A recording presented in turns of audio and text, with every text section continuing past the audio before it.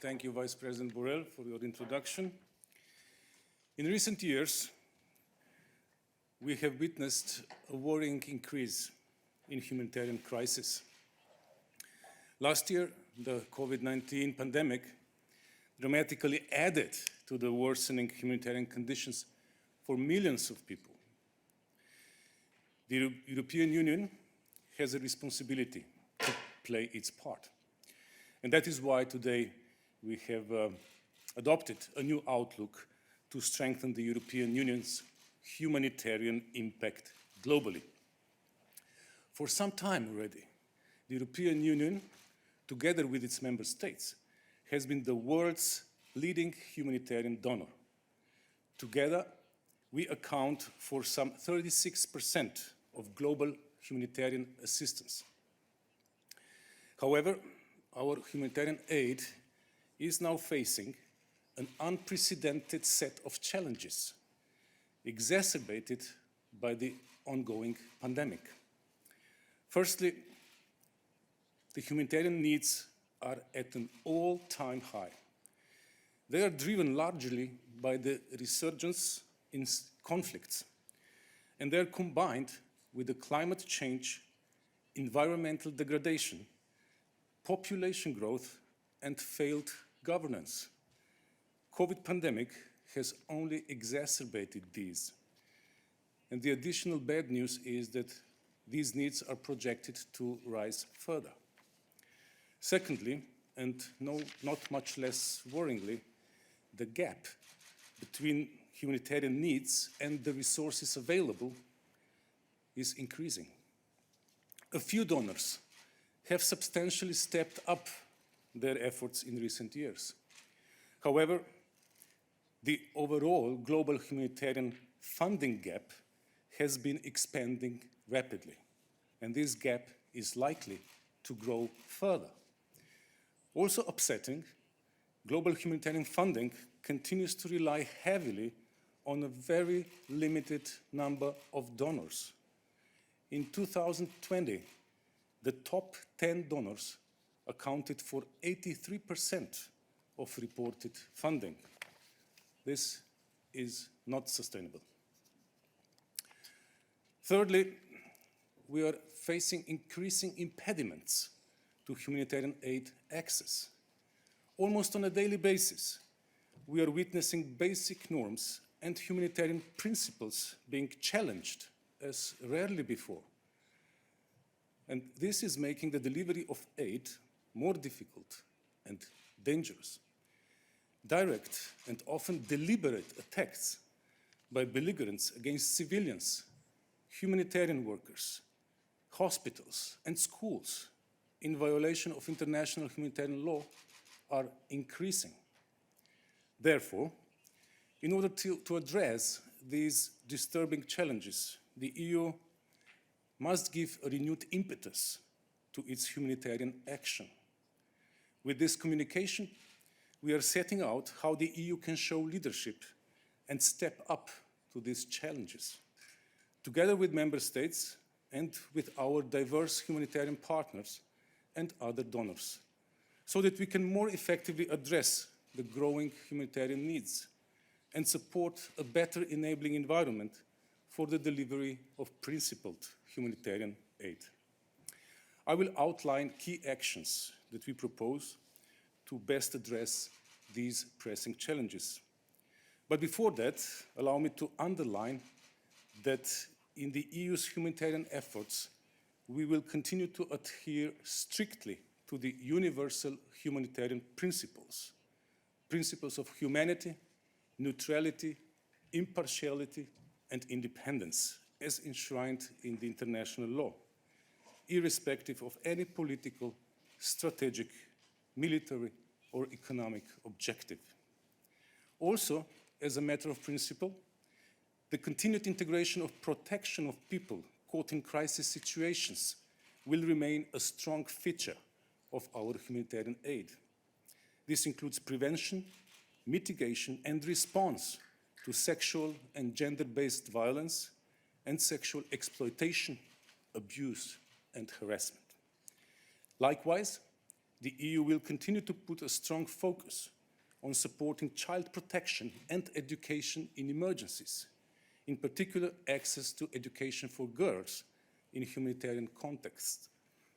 It will continue to allocate at least 10% of its annual humanitarian budget to education in emergencies. And finally, effective multilateralism will remain central to the EU's humanitarian action. The EU will continue to rely on a strong network of diverse partners. This includes non-governmental organizations, United Nations agencies, funds and programs, and other international organizations, as well as specialized agencies of our European Union member states. For a global donor, like the European Union, cooperation with these diverse partners is essential to make the difference on the ground. So these are the key principles that remain unchanged because they are as relevant as ever. Now, the key action that we propose. First, how to address the growing needs by boosting efficiency and capacity. We will aim for more efficient use of resources we have. We will do so mostly by promoting flexible funding practices, by leveraging innovation and capacities. We will also step up EU support to local responders. In this view, we will prepare for the events where we can do more ourselves directly. There may be situations in which there is a clear added value for the European Union to intervene by mobilizing additional capacity for response. One example for that is the last year's humanitarian air bridge, and we will build on this experience. When traditional humanitarian delivery mechanisms via our partners or their capacities may be lacking, we will fill in the gap. In this respect, we will set up a new European humanitarian response capacity. With it, we will ensure that the European Union and its member states can deliver life-saving aid swiftly and efficiently. This capacity will function in complementarity with the Union Civil Protection Mechanism, and operationally, it will rely on the support of the EU's Emergency Response Coordination Center. Second, we need to address root causes by stronger humanitarian development and peace synergies. Humanitarian aid on its own does not and cannot tackle the complex underlying drivers of conflicts and other crises. Experience has taught us that we need to tackle the root causes of crisis in order to resolve or prevent them.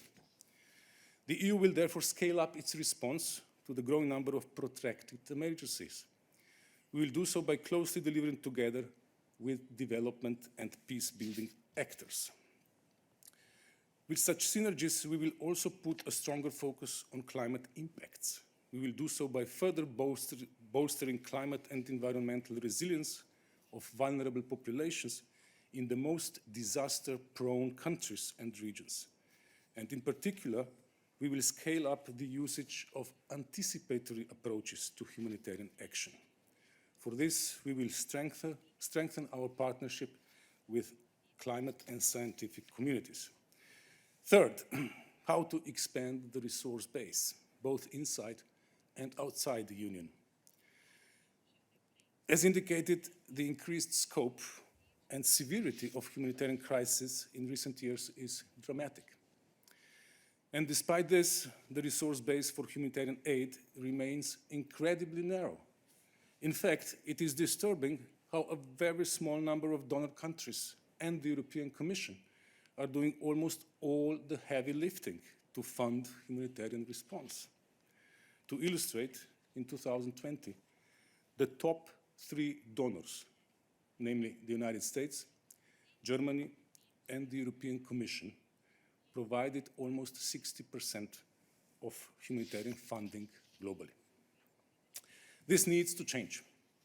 Supporting humanitarian action is a shared responsibility for the entire world community. And there is substantial scope to expand the list of donors, as well as to enhance the contributions of existing donors. Our communication today is thus also an urgent call for more resources to address such substantially expanded humanitarian needs.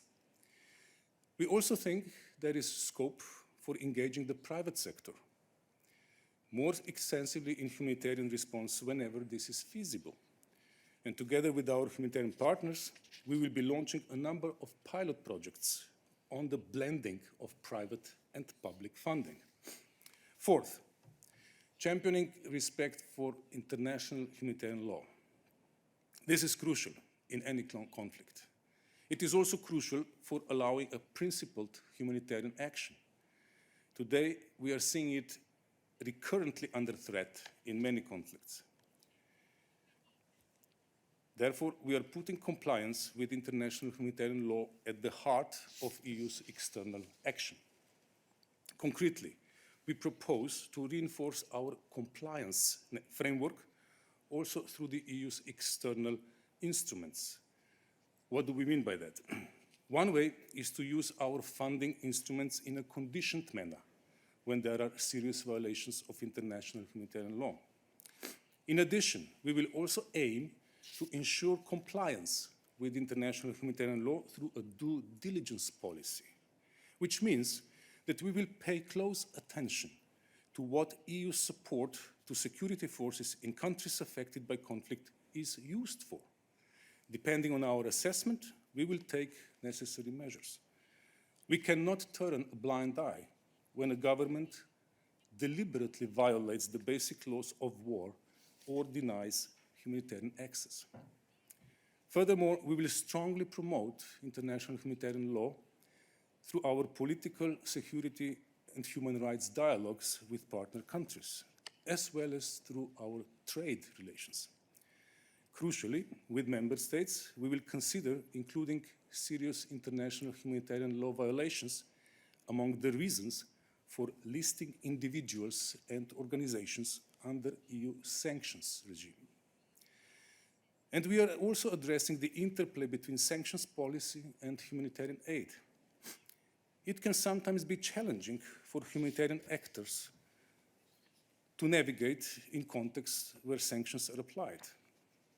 Importantly, and in order to prevent any negative impacts of EU sanctions policy to the delivery of humanitarian aid, we will pay special attention to ensuring that the EU sanctions regimes will consistently include humanitarian exceptions, and to making sure that there is a clear framework in place for applying these exceptions in practice.